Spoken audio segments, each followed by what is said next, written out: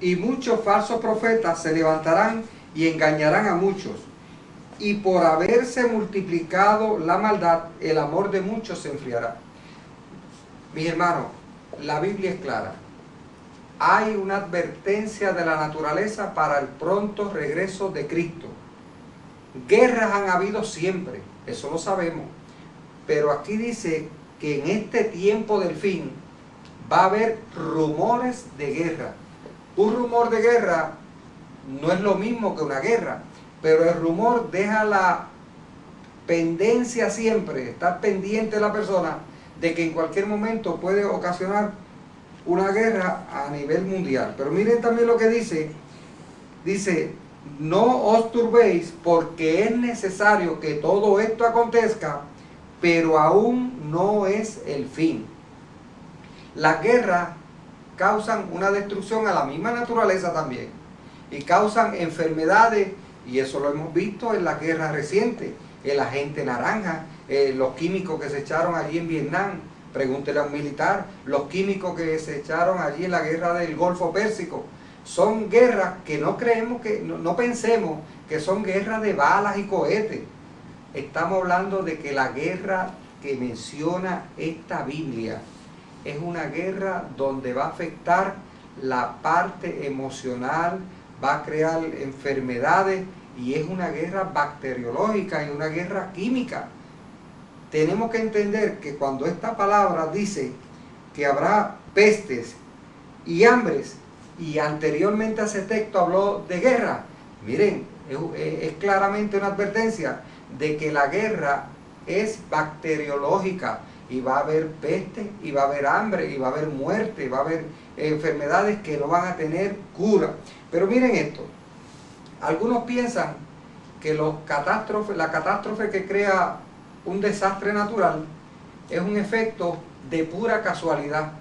Soy de los que creo que siendo Dios el creador de esa naturaleza, Él tiene el control de esa naturaleza. Y quizá usted se pregunta, pero ¿cómo es posible que sea Dios el que tiene el control de la naturaleza y permite que exista, que haya un terremoto, o que haya un huracán, o que se levante un volcán y mate miles de personas? Mire, tenemos que entender cuál es el propósito de Dios cuando permite en algunos casos y cuando Él utiliza la misma naturaleza. Mire, la Biblia habla de que para el tiempo de Noé, la maldad del hombre se multiplicó tanto y tanto, que dice la Biblia que ya Dios estaba harto de tanto pecado que había en el hombre. ¿Qué hizo Dios? Usó la naturaleza. Dice la Biblia que las cataratas de los cielos fueron abiertas. ¿Quién las abrió? Dios. Y derramó agua 40 días y 40 noches. Quizás usted se pregunta, para esos que no creen que Dios tiene el control sobre la naturaleza, que eso fue algo que sucedió por casualidad. Ah, sí, fue por casualidad. ¿Y por qué Dios mandó a que se construyera un arca? ¿Y por qué Dios mandó a la gente a que se arrepintiera?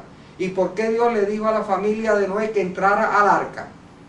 No fue casualidad, hermano.